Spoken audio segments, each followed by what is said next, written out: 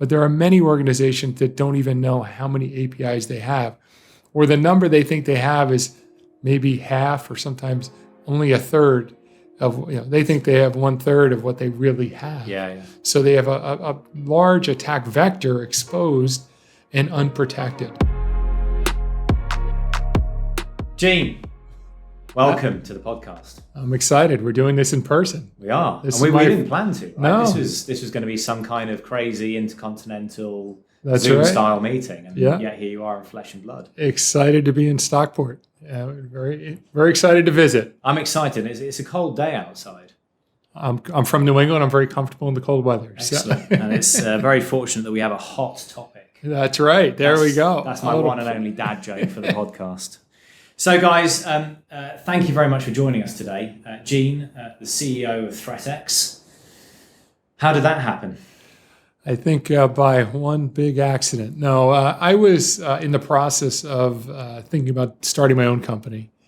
And I had some VCs, early discussions, but thinking about getting $3 or $4 million.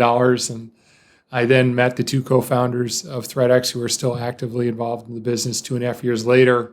And I realized I could either stare at whiteboards and try to develop some technology or maybe a product, or I could take what the guys had built with a team of people, take a great product and help them to build a great company. That appeals to me as well. Yeah, it gets a lot closer to cash. So almost 3 years into it, really happy. We've got now a great team of people, continue to grow, and happy to say that our two co-founders still actively involved and still helping generate some awesome product ideas. Yeah.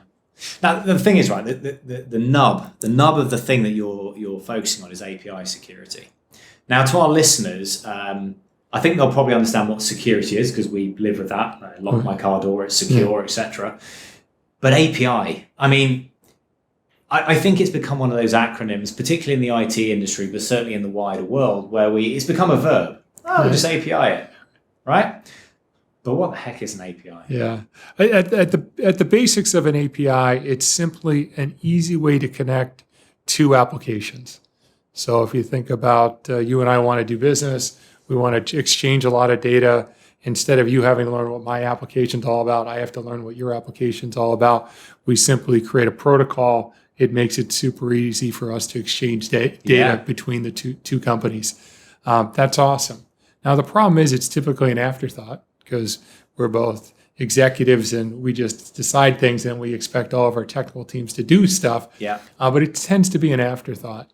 And because of that, it might be a rush project or even if it was a well thought out project, security wasn't typically top of mind. Yeah. And unfortunately, what the bad guys have figured out, because they always do, they look for the path of least resistance. And in this case, they figured out that APIs are highly exposed and not very well protected, which is why Gartner stated in 2022 that APIs are the number one attack vector.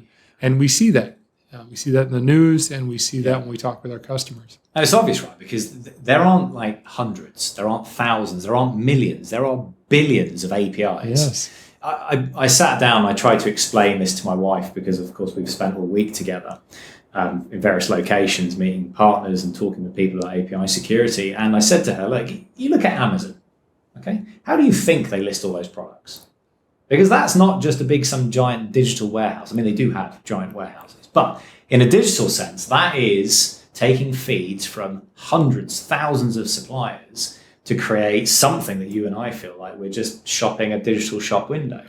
But that's broad. And then when you start connecting it to the payment providers and you start connecting it to the reporting functions, all of those things only work through APIs. An API stands for application interface, okay? The path between two applications.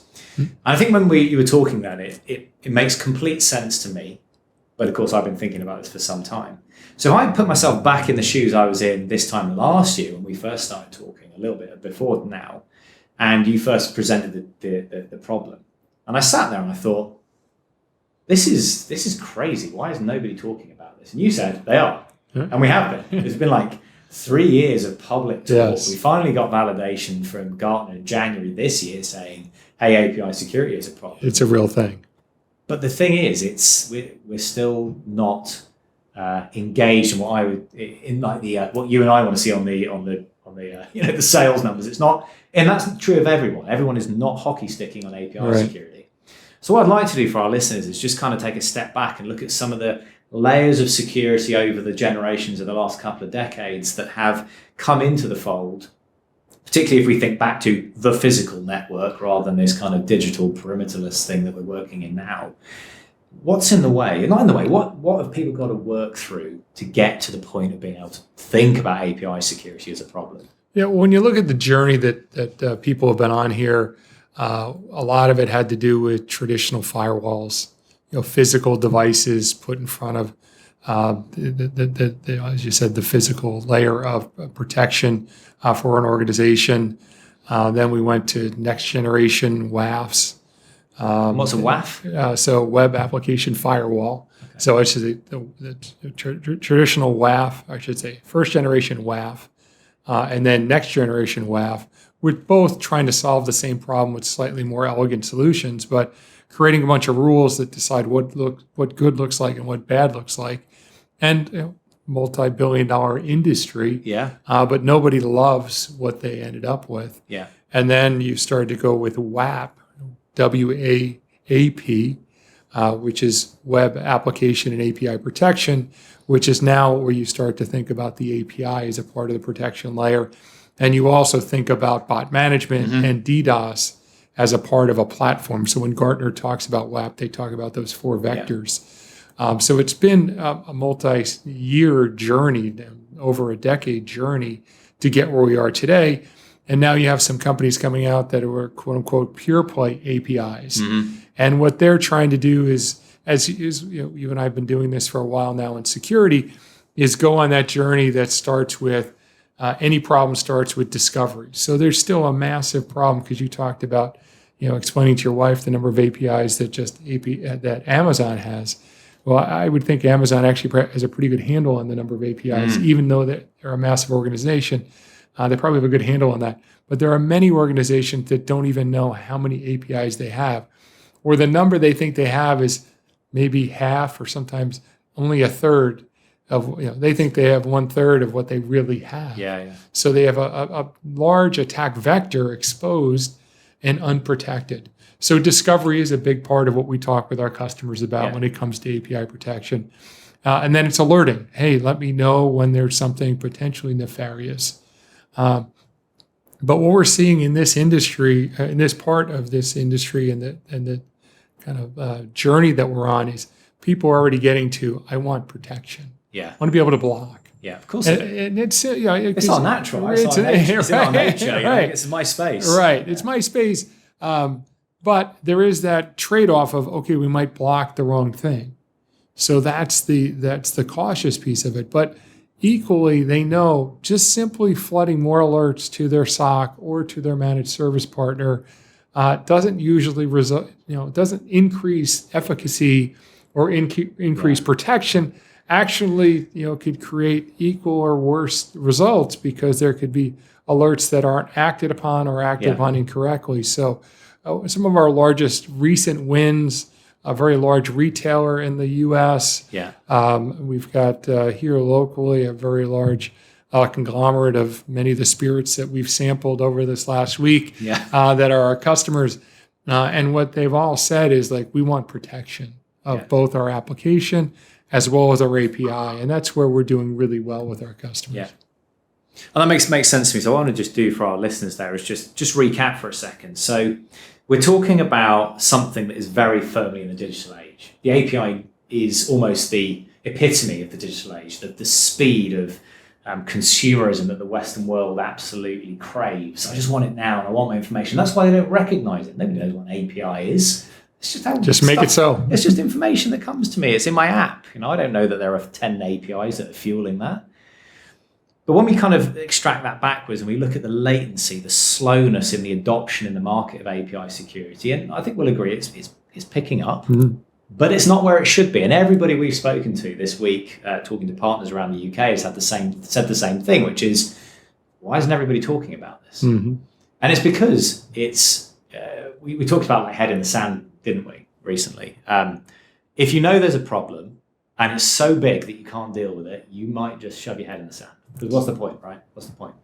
Also, I think if you look at some of the realities of these organizations, they've invested in those earlier technologies you talked about, you know, the firewalls, the web application firewalls, the next generation firewalls. And a firewall is the concept of, here's my thing, I'm going to stick a barrier in front of it, and I'm basically going to have a bouncer on that barrier, and he's just going to go and check the stuff that I want to let in and the stuff I don't want to let in, he's going to keep out. But when you kind of roll that up to what we have, billions of APIs, trillions of transactions daily, how on earth do you do that? So it's no wonder that you could, you know, it's a reasonable statistic to even guess at, to say an organization might only know about a third of their APIs. And that's even if they know what an API is. No.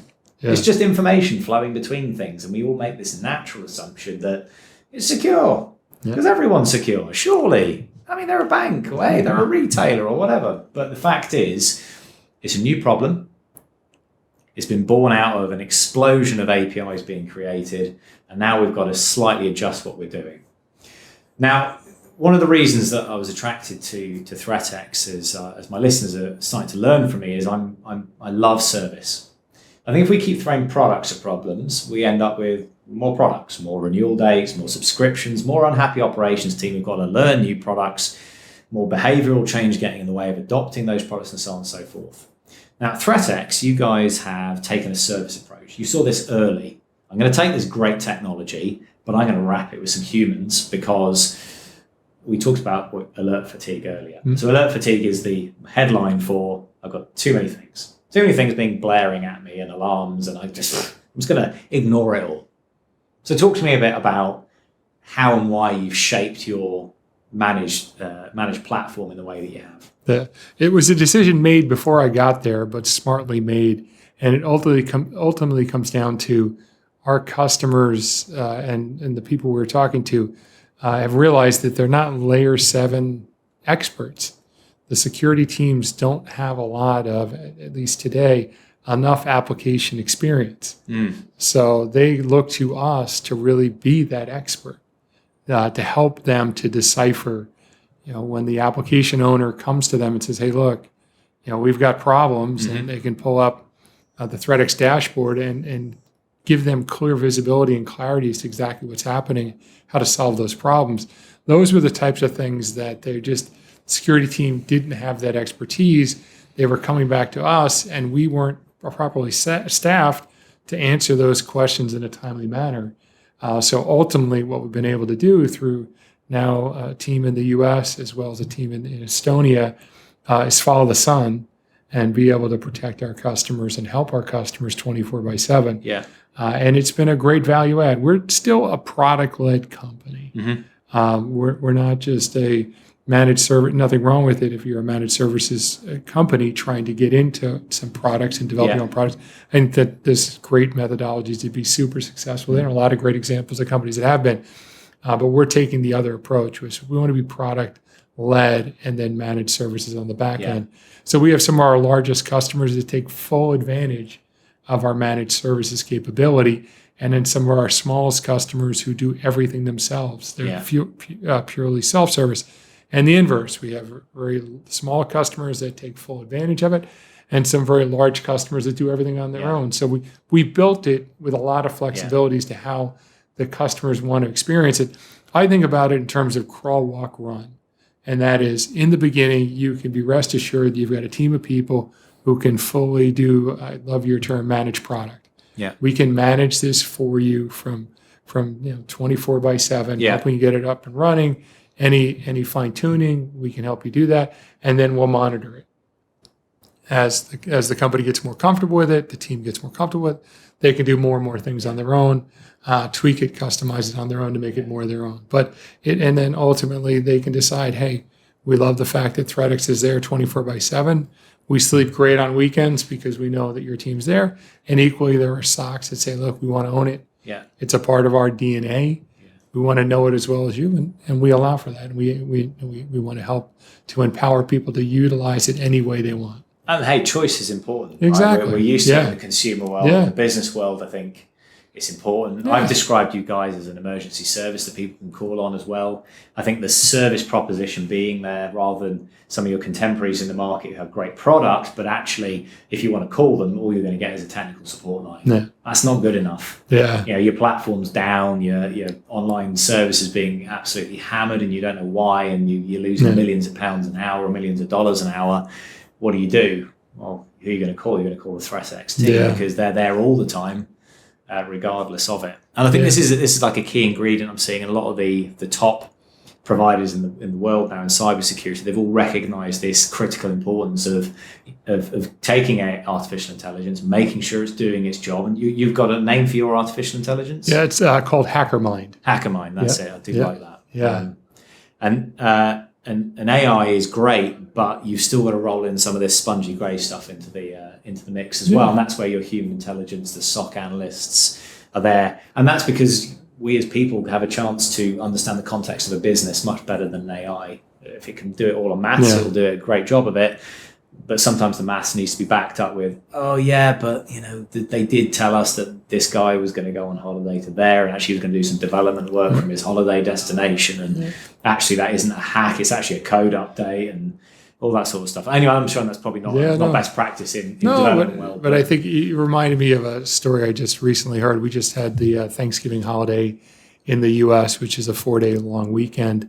And one of our small banking clients sent us a nice note saying, hey, this is the first Thanksgiving I was really able to enjoy myself because I knew the ThreatX team had their hands and eyes on the important stuff. So that's the type of thing that just makes our jobs more fulfilling because we know we're literally helping people sleep at night. How talking about, I mean, that again sounds like another executive, right? And we do worry, and I worry about dystology and you constantly got, and we should really change that or update that. Or did we really know what we're doing? When was the last time we did a fire drill? All those sorts of things. So, but when you're getting it, you talked a bit about applications. How do those application teams respond to you? Are you viewed as a enabler, or are you viewed as a pain? Like what's I think the way that we install is very much about enablement for the application owners. So every once in a while we'll get a curmudgeon. That's just the nature of people. But I think for the most part, the application owners love the fact they don't have to learn anything. They don't have to change their development cycle to be able to leverage the ThreatX platform. If they're bringing new APIs on, we can easily discover those APIs, enable the security team and the application team to both be on the same page to know what they're going to protect. We have schema management now built into the platform. So again, we can work with the application developers. And what is schema management? So schema is basically a roadmap to what the API is supposed to do. Right. So what good looks like. Exactly. Yep. And then we can take that schema and then constantly compare it to current state. Yeah. So if anything changes, we can then create alerts or automatically block to say, hey, look, something's changed with this API. Are you sure this is what you want? Is this what current state? Is this what current good looks like or not? And that's been a huge benefit to our customers. And I can imagine. I love to go and try and apply this to my own life. So I've got a wireless security system in the house, and front door, front room, family room. All the kind of main hotspots. And I think we kind of liken this to. So if my house is the API. And I'm used to going in and out the front door. Sometimes I go in and out of the garage, and that's fine and that's normal. But if I start the camera triggers in the front room, well, that's weird. Or you're suddenly going out the window. Why haven't I triggered the front door? Why am I going in and out the window? That makes no sense whatsoever. And this kind of idea of behavioral analytics, we look at behavior because we are creatures of habit as people, right? And in businesses, we're more meticulously behavioral because we have jobs and job roles and we do things in a certain way. So when we take, you think about normal human behavior and you apply that to what an application does, really it's not a big hop. Yeah. In fact, if anything, it's even more binary because applications are designed, they don't think, they just do. Right. So if anything, it's less complex than trying to analyze human behavior.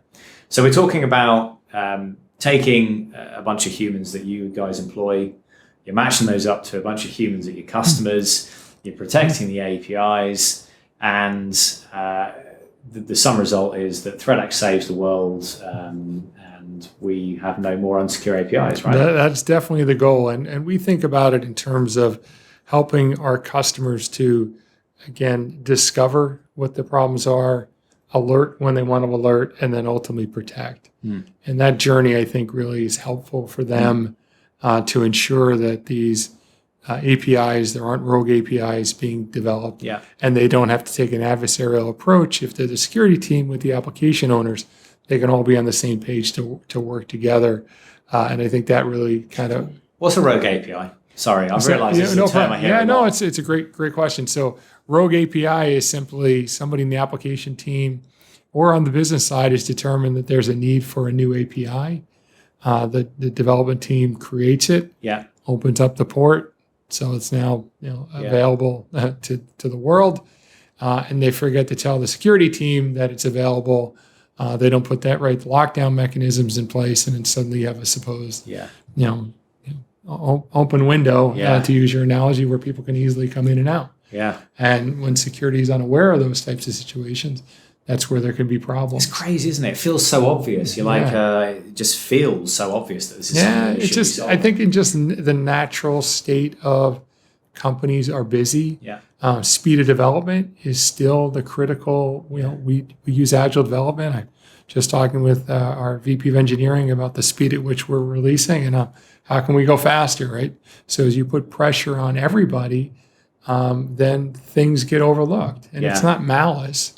It's not like usually a business owner or a developer is going to on purpose create keys to the house. They're just trying to get a new capability, to get a new partner online, to generate revenue or to generate more business synergies with somebody. So, and I think this is the critical part. I think for our listeners, particularly those any in the IT channel, this is what you've really got to be thinking.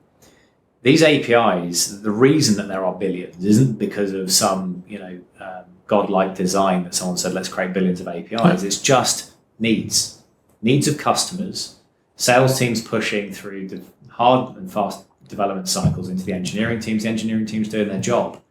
But as you do that, you create, and I love this visual on the open window, because that's what it is, right? It's this beautiful tent that you put up in a field, and then you sat there with a fork and you're stabbing holes in the side of it and wondering why it's leaking rain. It's just it's kind of crazy. So, but now one of my bugbears, right? I spoke about this at a recent live event of this podcast on about marketing, because Gartner did everybody a favor in January of 2022. They lit API security up in lights. And I think for you guys and for a couple of your contemporaries that are doing API security the right way, and I'm going to ask you to contrast in a minute, but not just yet, what it also does is it gives permission to everybody else that does API security to say they do API security. So when you're a partner, right, and you've got such limited amount of time, and you've got your usual suspects of security vendors that are sat there saying they do it, and then you get a new guy come along, so ThreatX come along and say, hey, talk to us, we do it the right way. But their existing vendors are saying, they do it the right way, but hey, we do it the right way. Right? It's not the wrong way, but it's not the rightest right way. So the marketing machine in the channel is firing on all cylinders. We've got every vendor that could possibly take a stab at API security saying they now do API security. So what's your advice to customers? What's your advice to businesses? Because whether you're a partner or you're a customer, you either use APIs or you're trying to secure them in some shape or form. How do you separate the wheat from the chaff? And is it fair to call them chaff, or is that a little bit too harsh? I think that's pretty strong. I look at it and say that first, for partners to do the same thing that we're doing, have conversations with the leaders of your clients and understanding what are the things that are important, and then raising new potential concerns. And it's not to spread fear, uncertainty, and doubt, but it's just to get them thinking about, hey, did you realize that APIs are now being attacked? And equally, another conversation that a lot of our partners have with their customers is in the areas of just straight application protection. Like, hey, you're probably only protecting your most important websites, but there's probably other websites that you probably should think about protecting. So I think those are the two types of things to be able to utilize. And then it's like, what is the solution that they want? I think it's what are they, how are they best able to utilize it? So some are perfectly comfortable just sending some alerts around this new attack vector or newer attack vector, and saying that's fine. We'll deal with it as it comes. And there are others that are saying, no, that's not good enough. And I think that's where we look at it and say blocking is the key to true API protection. Yeah. And that's what we hear from our customers. And it's Of course it is, right? It makes complete sense to me. Like, don't just send me an alert and tell me something's wrong, because I can't deal with the ones I've got. Exactly. There's so much alert fatigue in between customers that have their own SOC or even their partner SOC. They're just overwhelmed. And throwing that into a SIEM or into a SOAR platform, it ultimately is creating human work. And let's be clear here, right? A SIEM is just another alerting platform. Just another alerting. And a SOAR is something that organizes alerts. It organizes, right. And it's still, nothing is ultimately, changing the rule on the WAF to be able to do something. That still has to be manually done. So, in my own podcast, where we talk about the skill shortage in cybersecurity, so there's 1.3 million open positions right now. So yeah, the CISO of a major cable company in the U.S. or a major spirits company in the UK, they're just looking and go, don't send me more alerts. Yeah, I appreciate the good, the good, the bad news. I just don't. My team can't do it, and I don't have the people to go hire there. So I think that's where the value prop for people that are looking at APIs and understanding, hey, I'm going to go through this typical journey of discovery, and then of alerting, and then of protection and blocking, know that companies like ThreatX can do that today. They can take you to the end point of where you're going to end up, but get there today, as opposed to thinking about you've got to crawl, walk, run down this API journey. Like, we can get you right to where you need to be. And again, with the managed services on the back end, give you an extremely high degree of confidence that we can execute on that capability. So I've been a little bit naughty because we've just been talking about API. And API is big, right? It's headline stuff. It's everywhere. It's billions. But I recently was fortunate enough to spend some time with Eyal Benishti, who's the CEO of Imescales, and we talked a lot about the journey and the gradual evolution of their platform. And the reality is that you guys have been through a very similar thing, right? API security isn't the only thing that you do, because it's not the only thing that you need to do what you do, which is you provide holistic, dimensional support for online services, right? So API security is one part. Can you talk to me a bit about the other part? Sure. You address? So it is a true platform approach.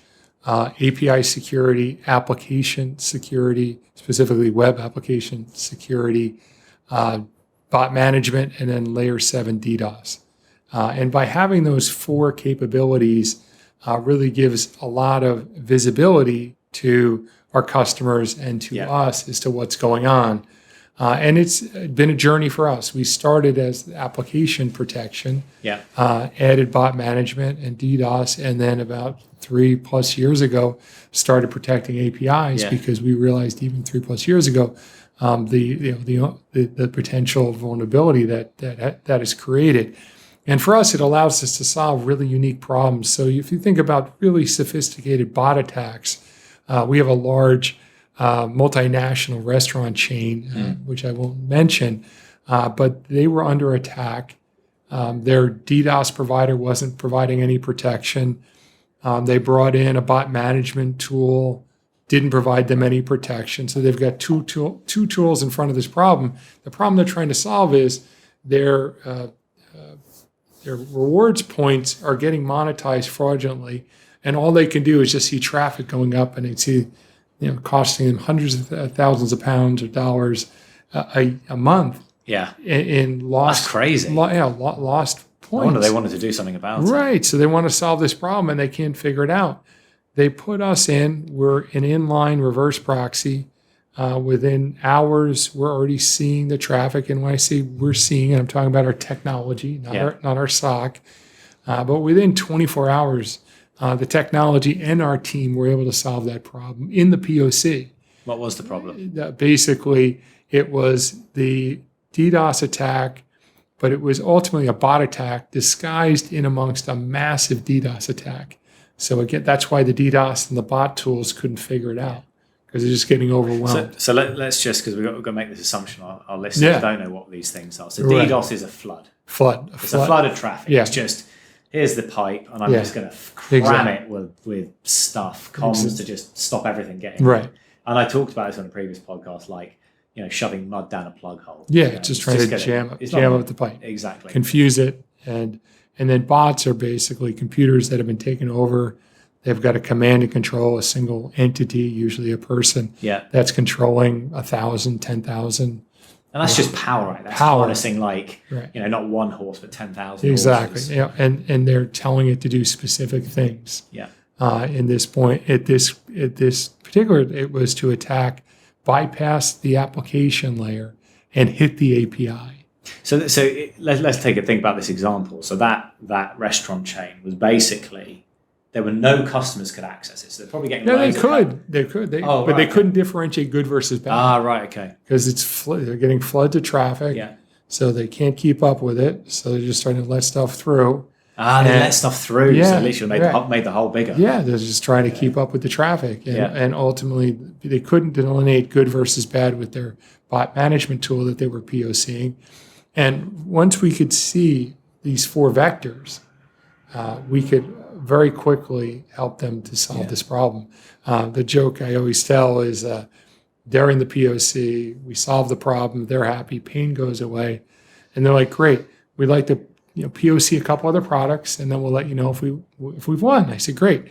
What hour today would you like us to shut it down? Like, no, leave it running.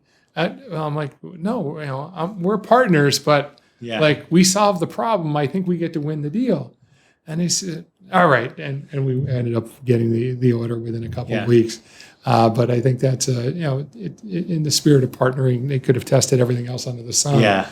But it was great to be able to help them solve that problem they've been dealing with for months. Yeah. And literally solve it within 24 hours. Yeah, it's fantastic. And this is the power of service-based, right? And it's there's nothing to install at the customer. It's a redirection of traffic to you guys. I think a lot of our listeners will be very familiar with Mimecast and when they first came into the email scene years ago, and this concept of just, I don't have to put up an appliance in. I don't have to run stuff through a box. I can just point it there and it cleans it. And you guys are basically doing a very similar thing with this whole kind of online protection for web applications and APIs and protecting against bots and DDoS and so on and so forth. So it's a really, really great service. And I mean, is there anyone like you? Is there anyone approaching this, solving this problem the way that ThreatX are today? There's a couple of companies that have come at it from the application perspective, but they, candidly, no names, but they weren't very good at that version of it. They had iterated from bot management, they had iterated to application, now they're iterating to API. So we don't see them very often. Yeah. There's some bigger API-centric players that we see a little bit, and we consider us kind of one of the big 3 in that race. And we love, with partnerships like Distology on a worldwide basis, building our brand. We think we're winning 87% of the time. Yeah. So with a strong partner community like that we're building with Distology, we know we're going to continue with that trend. And I think this is the reality, right?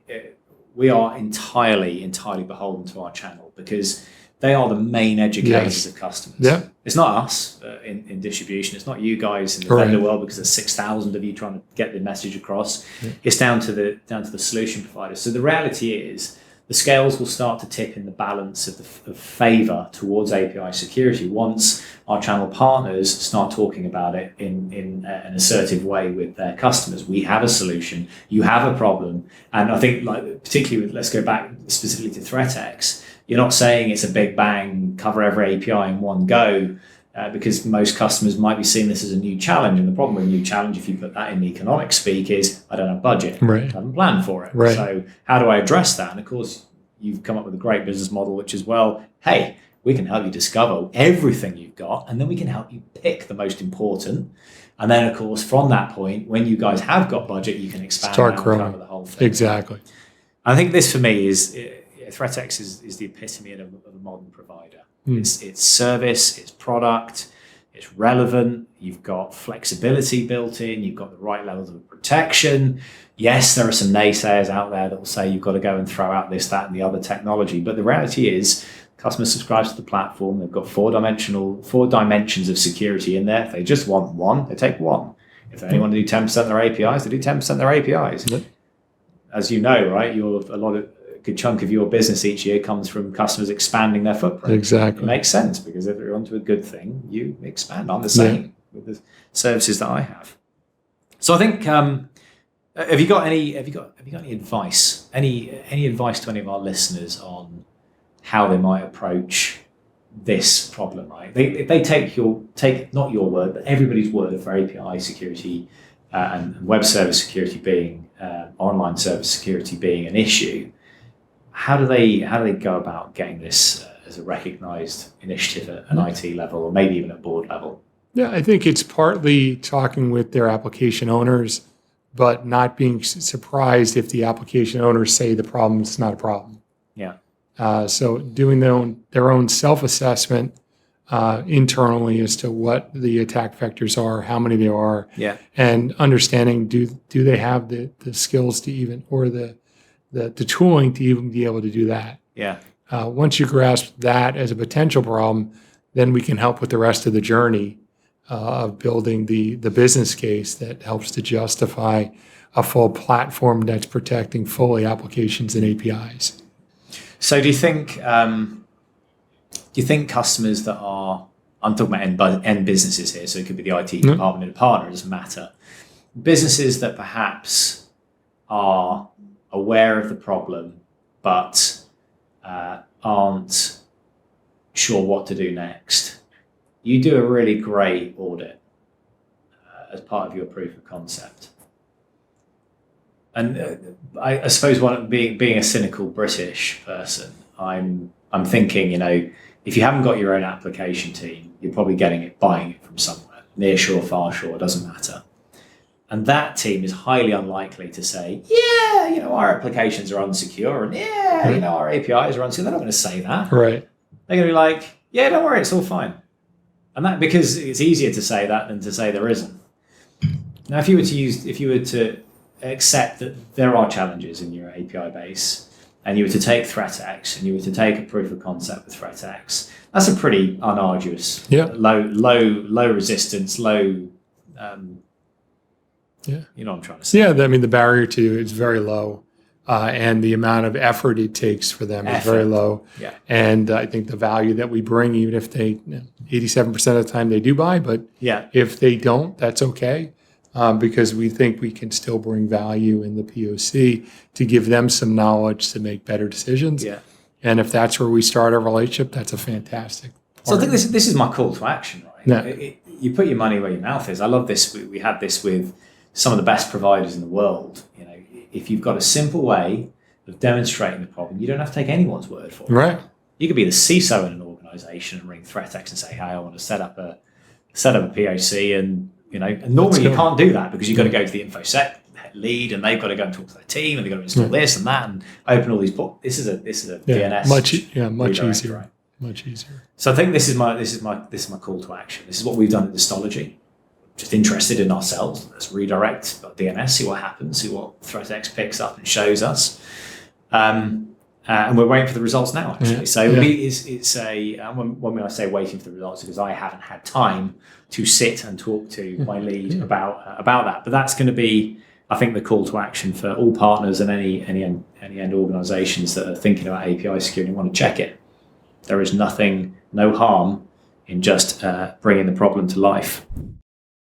Right, we're coming to the end now, Gene. And as my listeners know, I have a silly question I like to ask. So I'm going to ask you this. Which tech topic has tickled your taste buds this year? And are you going to delve into it? And why? So for me, it's kind of twofold. Podcasts, technology, and listening to podcasts. So Darknet Diaries is one that I've been absolutely obsessed with, and it's really, I say, Why? I think it is one of the few podcasts, and I unfortunately on my podcast I violated it. We did it here today. Is it does an unbelievable job of explaining everything that they talk about. So we in security use a whole bunch of jargon, Yeah, we do. and we do a terrible job of explaining what the jargon means.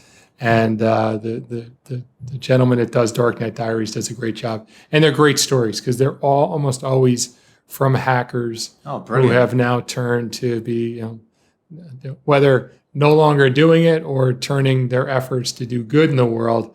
They tell some fantastic stories about some of the biggest breaches that have happened. So I really find that Sounds like good listening. it's really good listening, and it helps me. I'm now back to commuting, whether it's flying over here or going in and out of Boston, where our offices are, where I'm suddenly kind of reorienting myself to trying to do some education. So whether it's Audible with books or listening to podcasts, some of them valuable, some of them more just entertainment. I just think it's one of these mediums that's been around for a long time. I mean, we've been doing podcasting now for 20, Yeah. 15, 17 years. But I think the ability to take a niche of a niche of a niche topic Yeah. and learn more about it. Yeah. I've just become quite obsessed with it lately. So Yeah. whether it's to make my podcast better, whether it's to make me a better guest on people's podcasts like yours, or just the whole medium in general, it's been quite intriguing. Brilliant. Yeah. And I did say that was the last question, but you talked about your own education. And I think before it'd be remiss of me to not ask you a bit about the benevolent side of ThreatX, because you've created a university recently online that is actually got nothing to do with ThreatX and everything about education out into the market. I wonder if you could just delve into that for us for a second. Yeah, absolutely. If you go to threatx.academy.com, you'll see, you can visit our ThreatX Academy. It's 140 hours of the latest, greatest cybersecurity training, and only about 7 or 8 hours of it has anything to do with ThreatX. So any type of cybersecurity training, we worked with an organization that's been doing in-person cyber training for over 20 years. And they literally had all the coursework that we wanted. So we partnered with them and now have created this into ThreatX Academy. And all our level 1 classes are no charge. And then there's a slight monthly charge for level 2 or level 3 classes. And if you do some searching, you can even find some promo codes like podcast where you can get 1 year free. Brilliant. So because we ultimately are not trying to generate revenue here, but trying to get more people into cybersecurity. So whether it's retraining, so we talk with CISOs that are trying to go to their help desk and other parts of their own internal team to help with retooling and retraining, or whether it's universities, or whether it's people that are middle of their career or coming out of the military that are looking to get into cybersecurity. We wanted to give them a way to start to get some credits. IC Squared, we're partnered with them. Yeah, and they're well recognized globally. Very well recognized. So you can get credits towards certifications through them. So we're super excited about it. It's a personal, a feel good and a give back to a community that's been so good to me and so good to us, ThreatX, that it's awesome that we were able to develop this content and then be able to put it in something that on a worldwide basis, people can utilize it and learn more about what's going on in cybersecurity. And I think I do want to plug your podcast really heavily and specifically now, because I'm an avid listener. If you are in the industry or looking to get into the industry, you have managed to rack up over 30 episodes with security leaders from all around the industry. It's called the Executive Security Podcast, available on all popular podcast platforms. It's my personal endorsement. I enjoyed particularly the recent one you did with the Chief Product Officer at Arctic Wolf. It was a great discussion. But there are many, many great discussions on there. Well, everyone, that's a wrap for this episode of Delve. I'm Lance Williams, your host and the Chief Tech Enthusiast at Cybersecurity Solutions distributor Distology. And today we've been joined by Gene Fay, the Chief Executive Officer at ThreatX. If you've enjoyed today's podcast, please subscribe and obviously tell all your friends and family too. Thank you for listening, and come back and join us next time as we delve into our next technology topic.